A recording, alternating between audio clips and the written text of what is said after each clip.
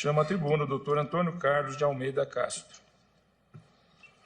Senhor presidente, senhor relator, senhoras ministras, senhores ministros, representantes do Ministério Público, meus ilustres colegas de trincheira na defesa da Constituição, especialmente quero saudar a Defensoria Pública e vou dizer o porquê ao longo da minha curta fala.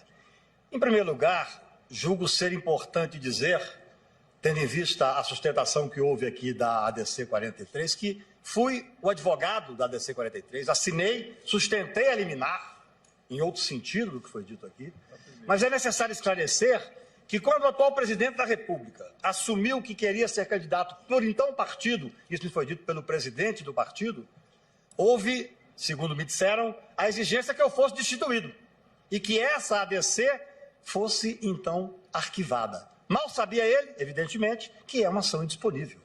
A destituição se deu, e eu quero dizer a Vossas Excelências com muita honra, em 40 anos de advocacia fui destituído uma vez, mas essa destituição é um gáudio para mim, é uma honra para mim, e demonstra que eu sempre estive do lado certo.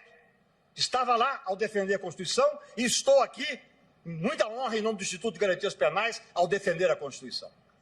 Passando por esse momento, quero dizer alguns pontos que julgo importante na construção, ministro Marco Aurélio, do imaginário desse processo. Em primeiro lugar, quando entramos, começamos a ter uma pressão midiática dizendo que tudo era contra a Lava Jato.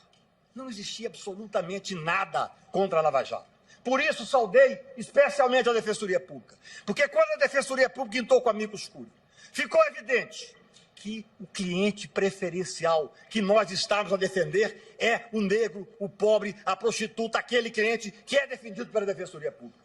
E a época da liminar, disse aqui dessa tribuna sagrada, que esse tribunal, disse com todo respeito, cometia uma incoerência, porque tinha julgado aqui o estado de coisas inconstitucional num julgamento histórico que elevou esse Supremo às cortes internacionais e logo depois flexibiliza um conceito constitucional para levar milhares e milhares de pessoas para essas masmorras medievais que são as cadeias brasileiras. Esse é um ponto que eu tratei quando tive a honra de ocupar a tribuna aqui, ainda na liminar. E é interessante, assim como nada tinha a ver com a Lava Jato, o segundo ponto, ministro Celso, com todo respeito, é dizer que essa ação foi uma ação programada para proteger, para beneficiar o ex-presidente Lula. Ora, quando entramos com a ação, em setembro de 16, o Lula não era sequer investigado. Quando julgamos a liminar, o Lula não era sequer absolutamente denunciado. Apenas em 2018 houve a condenação lá no Tribunal Regional. São falácias, como essa dos 160 mil, que seriam, em tese, soltos se fosse feito esse julgamento.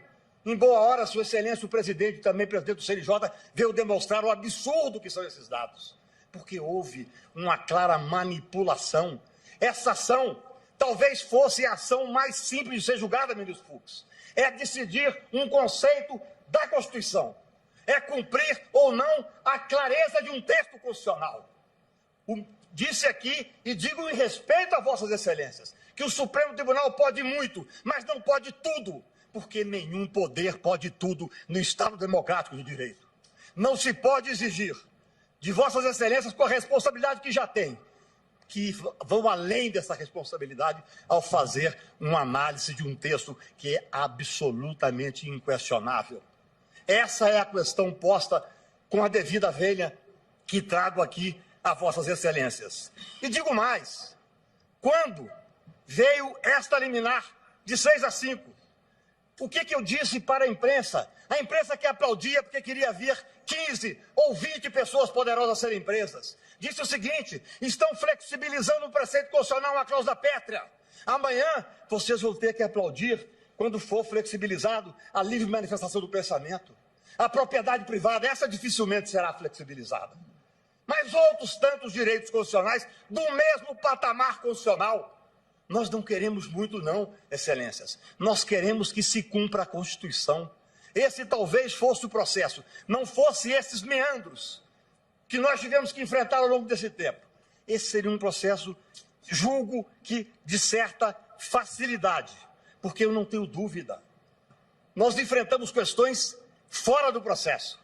Por exemplo, Dizer que isso é contra a Lava Jato, o que tem a Lava Jato a ver com esse processo do cumprimento do preceito constitucional?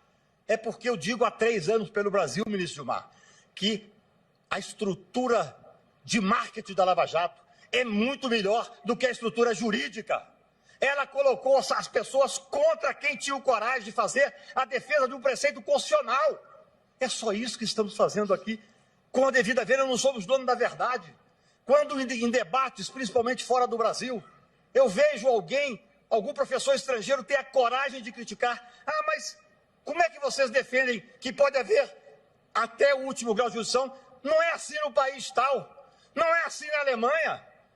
A minha resposta é muito simples, senhor presidente. A Constituição brasileira não vale na Alemanha. A Constituição brasileira vale no território nacional. Nós temos uma carta que foi promulgada em 1988 e que nós juramos cumprir. Vossas Excelências como juízes, eu como advogado e o cidadão também. Nós temos que começar a voltar a ter esse temor absoluto pela Carta Constitucional. Vivemos num tempo, senhor presidente, em que cumprir a Constituição passou a ser um ato revolucionário.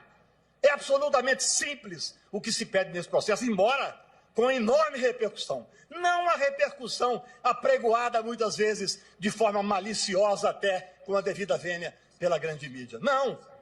O que nós temos que fazer nesse processo, e eu peço vênia para repetir, é uma análise que o juiz tem que fazer ao interpretar um texto que é inequívoco.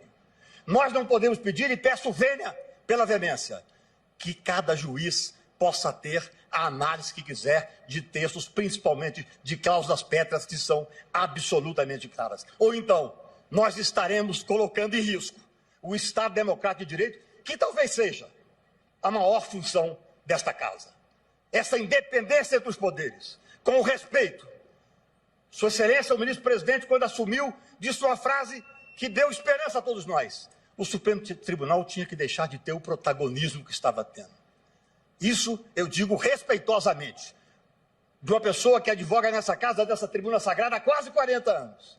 É com todo o respeito que eu digo, que o que se pede aqui, respeitando só para dizer uma homenagem ao ministro, ao professor Celso Antônio Bandeira, quando estava despachando com ele um dos memoriais que ele disse: Excelência, o que se pede é que se cumpra a Constituição. Obrigado.